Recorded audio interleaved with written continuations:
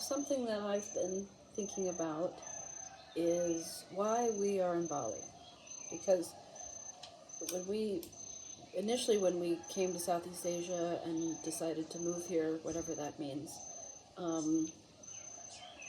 because I don't know what's going on really. We won't know really until we've decided to leave.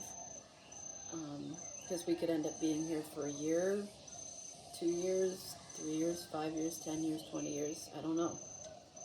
It's not a plan. It's a year by year choice. So and Thoth has been saying this for a long time: is why are we in Bali? Why have we chosen to be in Bali? And I've just thought about it. And yesterday I had a very strong understanding as to why. And the reason why is because the West has become so... The West is so... It's this totally stupidly westernized thing, if you know what I mean. Most of our viewers are in the West. They're in Europe or America. And you know what I'm talking about. It's a day-by-day survival thing. You can't just be, in America and even in Europe now. You can't just be. You can't just be a creative person, especially. You can't just be an artist. You have to make it into something. You have to become recognized or something. You have to become something. You have to make something of it. I just got these yesterday at a little market. They're cute. And it's a major problem for creative people, and it was a major problem for Thoth and me for the 15 years that we spent, and then the however 20 years I spent before that, and the 54 years he spent before meeting me. And we could never fully get out of the United States. We'd always try to stay in Lisbon or stay in Barcelona. And we'd always eventually have to go back to the United States because we wouldn't be able to afford the rent if we couldn't busk, because we'd be thrown out of spots that we were playing. Nothing was ever stable enough that we could really sustain anything. The most we were ever able to do was in Lisbon. We had, many summers where we went to Lisbon, and we would be able to make a living enough that we could live there. And we were very much in the space several years ago, actually, maybe in 2017, that we chose, instead of going back to New York, because we couldn't find anywhere to live that wasn't less than $1,000 a month, to live in a tiny little shoebox. So we skipped our flights back to the United States and decided to stay in Europe, and went back to Lisbon, and had really decided we're gonna live here. And we had no visas, we had no legal anything. And we would have gotten in a lot of trouble if we'd stayed any longer, because the border guard who checked our passports, he said, you've overstayed by many, many months, and I could get you in a lot of trouble, but I'm just letting you go with a warning, don't ever do this again. And we never did. And we spent many years going into Europe, overstaying our visas by 7-8 months, and then leaving. And back then, they didn't care as much, like I've said before. But yeah, so we were never able fully leave the United States, and we always wanted to. We always had that desire to live in Lisbon or live in Barcelona, or go to Asia and stay. But we couldn't, because we didn't have the finances. Just busking for a living is basically an impossible way to sustain life. It's so inconsistent, it's unpredictable, and we did it for 15 years. We somehow survived. I don't know how, just sheer grit and talent, which is amazing, and has taught me everything, and I'm very grateful for that. But the reason why we left is because the West is just a place where you you can't just be a creative person and live and exist and have a good life and be able to paint and draw and sing and dance and just do it for your own joy. In the United States, you have to commodify it. You have to make it into a successful venture, whatever that means. You have to become successful. And if you don't, then you have to get a menial job and work, and which we never did, and we would never do. We have had points in which we had to face that. Are we going to get regular jobs and try to search? And it was never even like a question of if we would do that. I've never had a job, never worked for anyone ever in my life, and I never will, and I never had to. And back then it was just sheer stubbornness. And it was even when I was a kid, it was being stubborn, saying, no, I'm not going to get a job.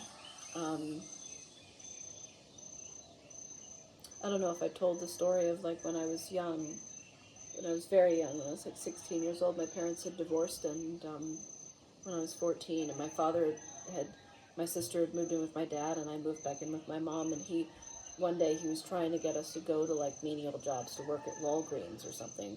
My sister went and did the job. I went back to my mom's house, and my dad got on the phone with my mother and cursed her out and said, how dare you sabotage this? This is a perfect opportunity for them to like learn how to work. And it completely fucked up my sister, because she was not made for working menial jobs. She was a creative spirit back then. She had that in her, like me. But she was squashed by the whole westernized capitalistic thing, and I was not, just because I refused to do anything else besides be an artist. And that's really what you have to do.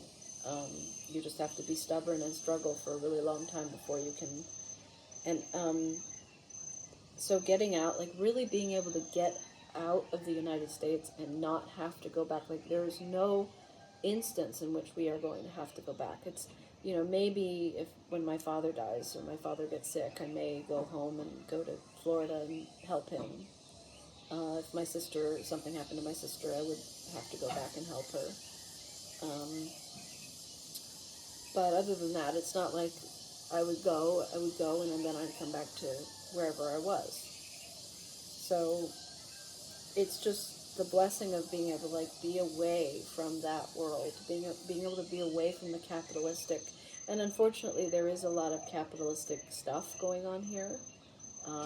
Unfortunately, there's a lot of sudo-spiritual people going around selling courses for lots of money and convincing you that it's worth a lot of money to spend a fuck ton of money on a pseudo-spiritual course or singing something. And it's very that thing is very capitalistic, and the Balinese do have some of that capitalistic stuff in them from the West. The visas are much more expensive than they were, like our friends have told us.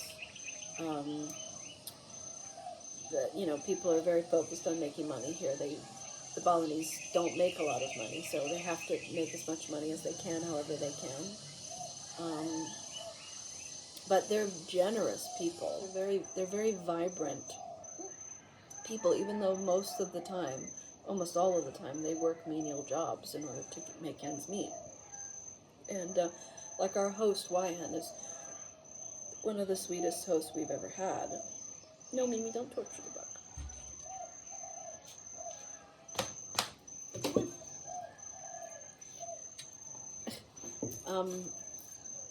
Little bug.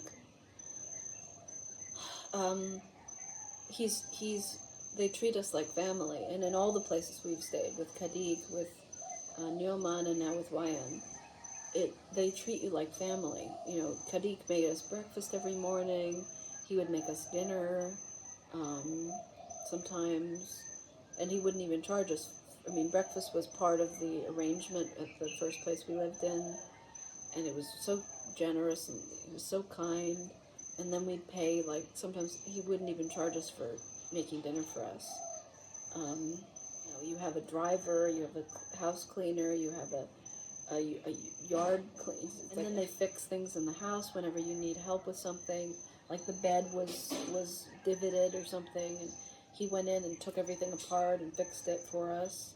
He puts nails in the walls of his house so that I can hang up my art. He's such a kind person, and they love Mimi. You know, Mimi loves them and is always wanting to play with them. So it's a beautiful life here. And then we can order food, and it's very inexpensive. Order tons of really yummy food. The grocery store is right down the street, and it's not expensive to get fresh food and all the things we need for breakfast. And then I could get Mimi haircuts. She actually got surgery. She got neutered. So it's just really reasonable here. And it seems so luxurious, you know. And it is. And like our massage that we have once a week, we go through traffic to get there, and they're so kind and generous to us. And the man who runs the space, they come and sit with us, and they treat us like family because we go there once a week. An amazing hour-long massage, and then an hour-long scrub. They scrub your body with these wonderful oils and lotions and stuff. And then you get a bath, 30 minutes. So it's like a two-hour experience. So this part of the world is you can have a luxurious experience for very little money. And one of these days I want to have my own space for I would like to have a studio for painting. I'm doing fine with the space that I have.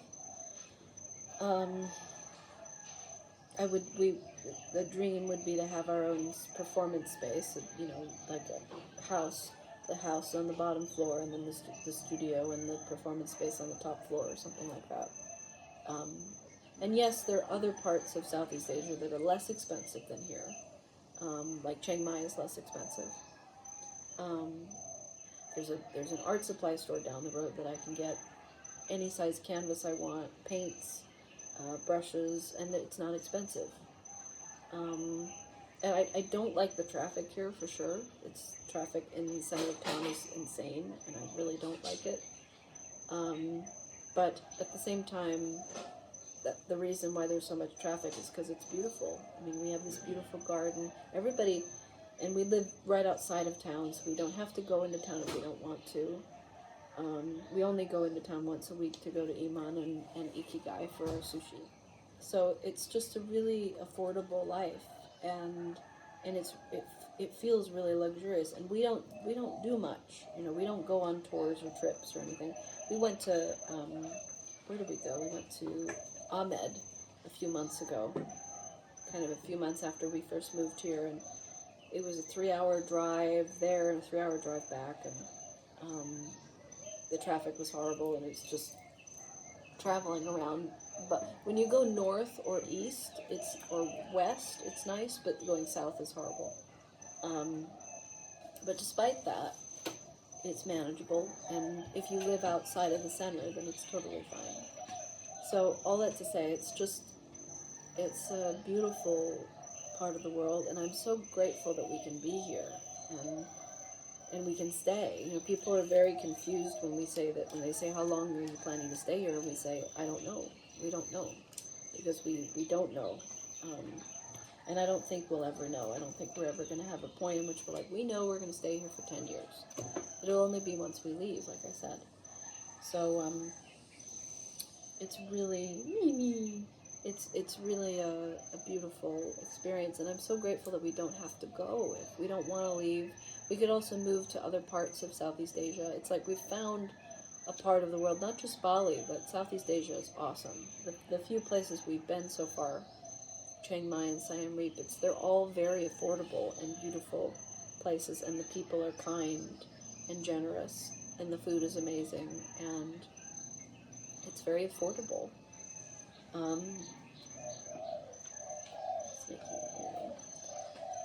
So, and it's a place where we can just live. It's a place where we don't have to commodify or make what we do into something that makes us a lot of money. We just do it. Toth goes out and does his beautiful walkabouts 4 days a week. I practice at home. We'll sometimes get little opportunities here and there to sing for people, but we're really happy just to do it for ourselves. Mimi, come here, baby. Come here, honey. Come. And we couldn't do that in the United States. In the United States, you have to make a living. You have to work really hard in order to make. And we worked so hard for so long busking, and we never made as much money as we really deserved. We would take so much time and effort and care and consideration in dressing up and preparing the space and doing. Now I'm aware that all of the spaces that we used to play in, like the Angel Tunnel and Golden Gate Park and Balboa Park and Lisbon and Barcelona, all these places that we played in regularly. Like when we were in Lisbon last year sometime, I think it was last year, what the people remembered us very, very quickly, and we're preparing, for us to be playing there again. And we're saying we love you and we've missed you, and we hadn't been there in 5 years. It's crazy that people remembered us, but of course they remembered us, because we are, without a doubt, the most unique thing that comes through a space that shares that kind of beauty that we share, have shared, do share, are sharing. Nobody else does what we do in the whole world. And like I said, every plane trip we've been on, every airport we've been in, there's nobody like us anywhere.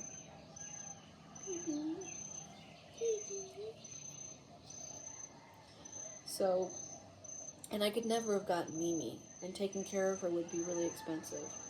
She has all of her vaccines. She's neutered. It's feed her, take care of her, get her groomed and everything. It's not a costly thing to have a puppy.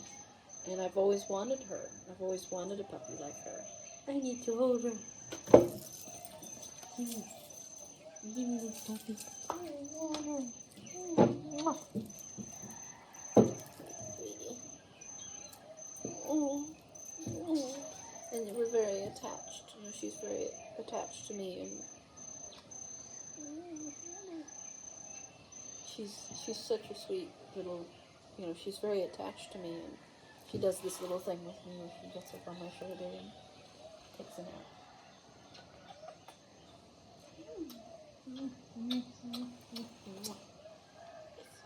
And we don't take her anywhere. She just stays at home, and she does really well at home, actually. Puppies like this can have attachment issues, and she's very attached to us, but she handles being at home really well, and we don't go out very much. And it's a dream. It really is a dream to be able to have her, and I've dreamed of having her for my whole life. I've wanted to have a sweet little puppy like this, a white Pomeranian, for my whole life, and I wanted one that would be cozy and cuddly like she is. We've had her since she was 2 months old, so she's very attached to us, and she has a unique relationship with both of us. I'm mommy, and I feed her and clean up after her, and get her haircuts and brush her and give her baths and everything. And Daddy and beat her up. And Bunny beats her up and gives her foot rubs, and she loves getting rubbed down by his feet every day. That probably will happen very soon. And he's very sweet and caring towards her too. She's our little baby. And she was very small when we first got her. Yes. She was very tiny when we first got her. She was like 1/3 of this size, but I think this is how big she's going to get. She's almost 9 months old now. So, it's just a very dreamy thing to feel like, we have our puppy, I have my painting space, I have my easel and my my canvases and I'm painting. I'm on my third canvas. I, shave my head and have fun with my clothing, and I'm really excited to get a sewing machine so that I can start to make clothes, and Thoth's excited about it too. I do want to go down to Denpasar at some point and get fabric and jewels and beads and stuff so we can make our own jewelry and stuff. And it's such a blessing because we can just do it without thinking about how we can sustain ourselves on our own. We don't need anybody's help. Can take care of ourselves on our own. And she loves this. And it's really a life that we didn't know that this is what we wanted, but it is a dreamy life because we can do things for ourselves without needing to it's like we've arrived. We really have arrived in this life that we've always wanted to be able to live. And I think both of us are finally adjusted and happy.